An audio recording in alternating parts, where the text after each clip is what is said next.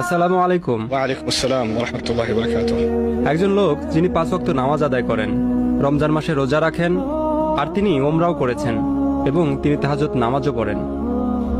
কিন্তু যখন তিনি একাকী সময় কাটান তখন কিছু খারাপ কাজ করেন যা ইসলামে নিষিদ্ধ। আর এর পরেই তিনি তার ভুল বুঝতে পারেন এবং আল্লাহর কাছে কান্নাকাটি করে ক্ষমা প্রার্থনা করেন। এরপর 3-4 দিন তিনি সেই খারাপ কাজগুলো করেন না, বরং ভালো কাজ করেন। এরপর আবার খারাপ কাজ করেন, এরপর আবার ক্ষমা চান। এমনভাবে পুনরাবৃত্তি হতে থাকে। কিভাবে এই অবস্থা থেকে উত্তরণ করা যাবে এবং তার তাকওয়া বৃদ্ধি করা যাবে? আপনার প্রশ্নের জন্য অনেক অনেক ধন্যবাদ, কারণ শুধুমাত্র একজনের নয়, এটি অসংখ্য মানুষের প্রশ্ন। অনেক ধন্যবাদ আপনাকে, খুবই বিচক্ষণতাপূর্ণ প্রশ্ন, মাশাআল্লাহ। আমি এই ব্যাপারটিতে বলার চেষ্টা করছি এবং এই ব্যাপারটি নিয়ে আমি অনেক অনেক বক্তব্য দিয়েছি। পাপের আবর্তন, পুনরাবৃত্তি, এমনকি ভালো মানুষেরা যারা নামাজ পড়ে, কোরআন তেলাওয়াত করে আর উমরা বা অন্যান্য ইবাদতও করে, কিন্তু একই সাথে তারা তাদের একাকী সময়ে কিছু কিছু বাজে অভ্যাস ত্যাগ করতে পারে না। এই সমস্যার দুইটি অংশ আছে, একটি হলো আধ্যাত্মিক আর একটি মানসিক। আমাদেরকে উভয় দিকেই নজর দিতে হবে। আমি মানসিক দিকটি নিয়ে শুরু করতে চাই, কারণ বেশিরভাগ সময়ই যখন এই ধরনের আলোচনা হয় তখন আমরা মানসিক দিকটিকে গুরুত্ব দেই না, শুধুমাত্র আধ্যাত্মিক বিষয়ে কথা বলি।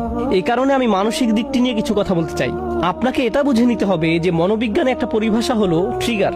সহজে বলতে গেলে নির্দিষ্ট কিছু অবস্থায় আপনার মস্তিষ্কের নির্দিষ্ট কিছু রাসায়নিক নিঃসরণ আপনাকে বাধ্য করে নির্দিষ্ট কিছু কিছু কাজ করার জন্য।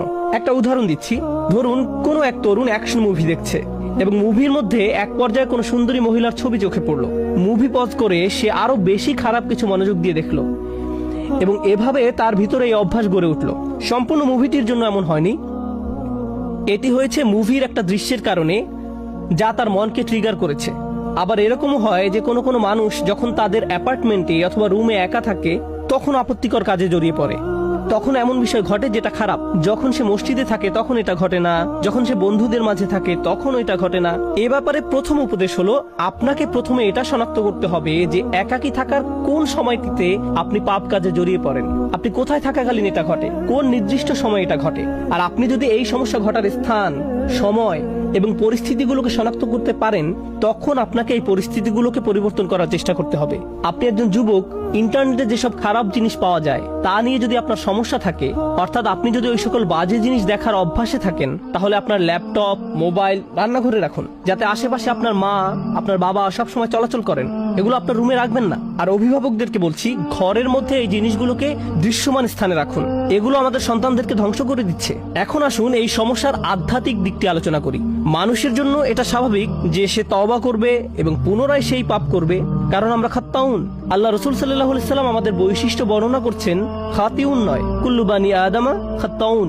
আর খাত্তা হলো সিগাতুল মুবালাগা, যা দিয়ে অতিশয্য বুঝায়। সহজ ভাষায় এর অর্থ হলো এমন ব্যক্তি যে ভুল করতেই থাকে, ভুল করতেই থাকে, ভুল করতেই থাকে। যেমন খাব্বাজ রুটি বানাতেই থাকে, খাত্তা বারবার ভুল করে যেতেই থাকে। এরকম ঘটতে পারে, এটা অনিবার্য যে কিছু পাপ বারবার ঘটে থাকে, এরকম ঘটতে পারে।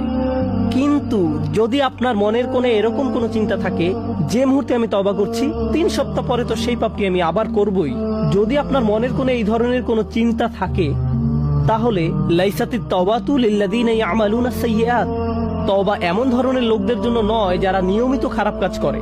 আল্লাহ বলেন, ওয়ালাম ইউসিররু আলা মা ফাআলু, তারা নিজেদের কাজকর্মের জন্য হঠকারিতা প্রদর্শন করে না। অন্যভাবে বলতে গেলে আপনাকে একনিষ্ঠভাবে জেনে বুঝে মৌখিক প্রতিজ্ঞা করতে হবে যে আমাকে এই কাজটা বন্ধ করতেই হবে। এরকম না যে আপনি একবার কান্নাকাটি করলেন, এরপর আল্লাহর কাছে বললেন আমি অত্যন্ত দুঃখিত, আমি বিশ্বাস করতে পারছি না যে এই কাজটা আমি করেছি, আর আবার একই কাজ করেন। আপনাকে উপায় বের করতে হবে যে কিভাবে এর থেকে পরিপূর্ণভাবে মুক্তি পাওয়া যায়। নিজের সাথে ঐকান্তিক প্রতিজ্ঞা। আর আপনি যদি নিজে নিজে এটা করতে না পারেন, বন্ধু বান্ধবের সাহায্য নিন, এমন মানুষদের সাহায্য নিন যাদেরকে আপনি বিশ্বাস করেন। আমি জানি কখনো কখনো এটা বিব্রতকর, কিন্তু আমাদের সবারই মাঝে মাঝে পরামর্শেও বা সাহায্যের প্রয়োজন হয়। আপনি যখন বুঝতে পারেন যে এরকম ঘটছে বছরের পর বছর আর আপনি এটা ত্যাগও করতে পারছেন না, এটাই সঠিক সময় কারো কাছে সাহায্য চাওয়ার। এ কারণেই বর্তমান সময়ে উম্মার জন্য মানসিক এবং আধ্যাত্মিক কাউন্সিলিং অত্যন্ত প্রয়োজন, এবং এত বেশি সংখ্যক পারিবারিক কাউন্সিলিং প্রয়োজন যে এটাকে বলা যায় উম্মার জন্য অত্যাবশ্যকীয় বিষয়গুলোর একটি, কারণ এটা মানুষের কাছে